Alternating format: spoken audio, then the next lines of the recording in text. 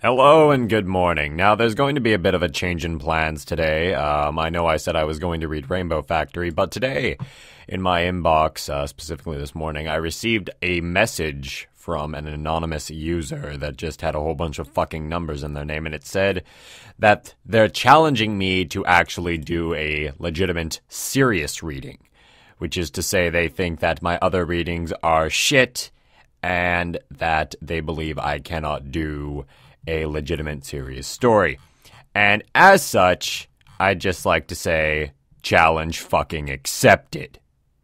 So here we go. Today, I'm not going to read Rainbow Factory. I will save that for tomorrow when I actually have the entire day to read that. Instead, I'm going to read The Cough. The Cough is a little, I believe it's, what is it called? A flash fiction. Very short, but you'll like it.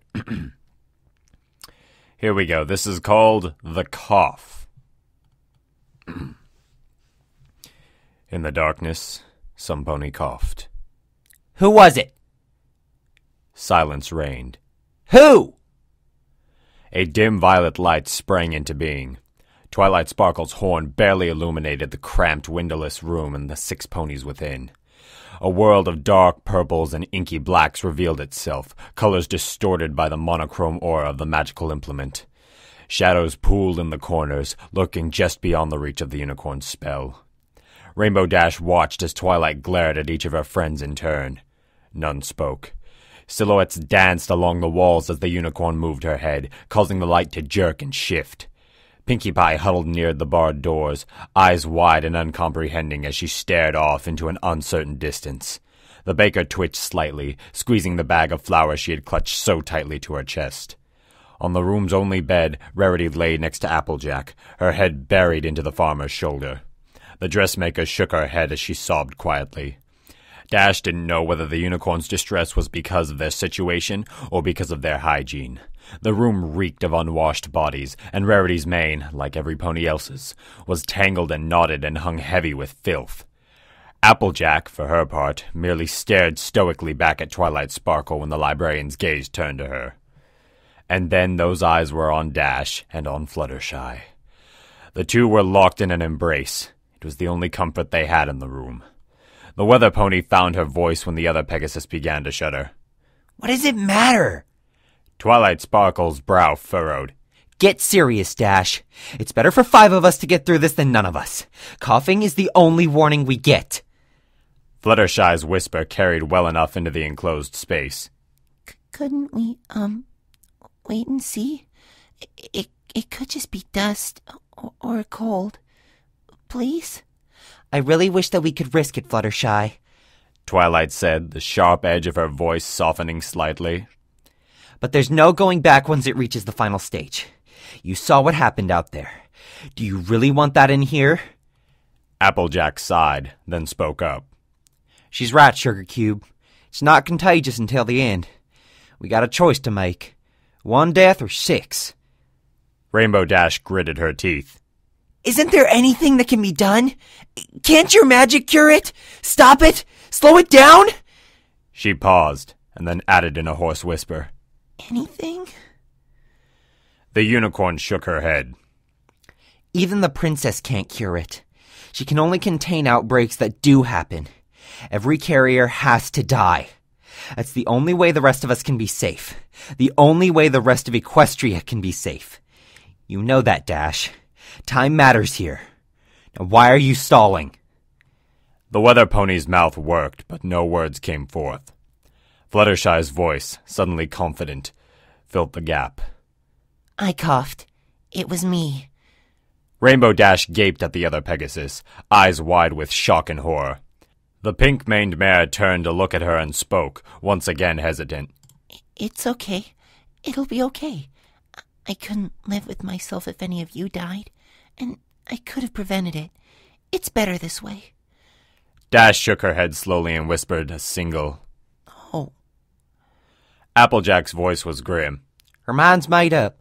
It's a tough choice, but Fluttershy's got the strength of an ox on the inside. How can we... How is she? The Pegasus trailed off. Twilight Sparkle sighed and slumped onto the floor. We don't have any weapons, and I'm not trained in combat magic. Even if I were, it can't be me. It has to be you, Dash. What? Why me? The unicorn looked away. I know you well enough to realize that you'd never just stand by and let one of us lay a hoof on your filly friend. Maybe intellectually you'd know that it's necessary, but your emotions would get the better of you. Ask yourself, if it has to be any of us, would you really want any pony but yourself to... Rainbow Dash rose to her hooves. You're right. The mare's voice was hollow. She took a step away from the other Pegasus. Applejack spoke. Fluttershy, sit up and put your head against the wall. It'll be a mite... The mare choked back tears. Quicker.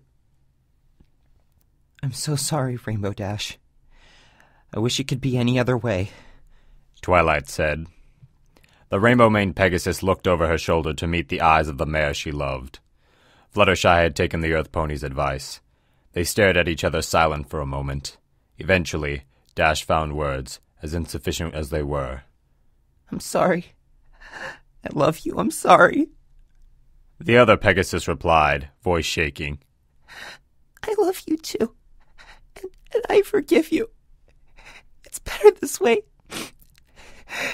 Just make sure somebody takes care of the animals when this is all over.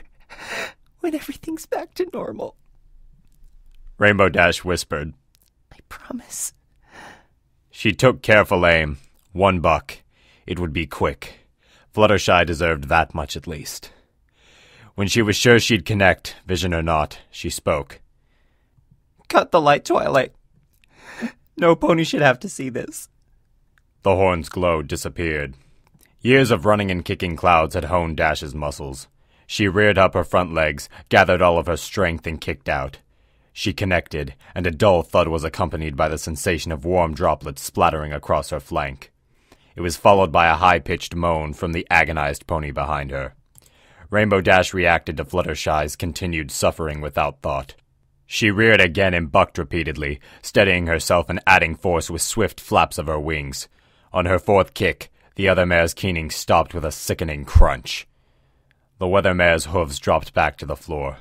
She stood shaking, her eyes wide and her heart beating nearly out of her chest. Her fetlocks were drenched with sticky blood. She could feel it beginning to clot.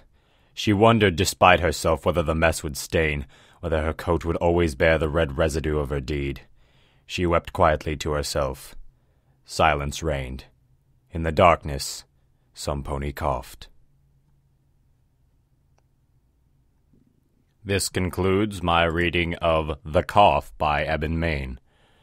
I don't typically do serious stories for a very specific reason, a reason I won't go into. All you need to know is that it can be very taxing on me. I can do them, as you can clearly see, but I choose not to. Rainbow Factory will be the next story in my list. I hope you all enjoy, and have a good evening.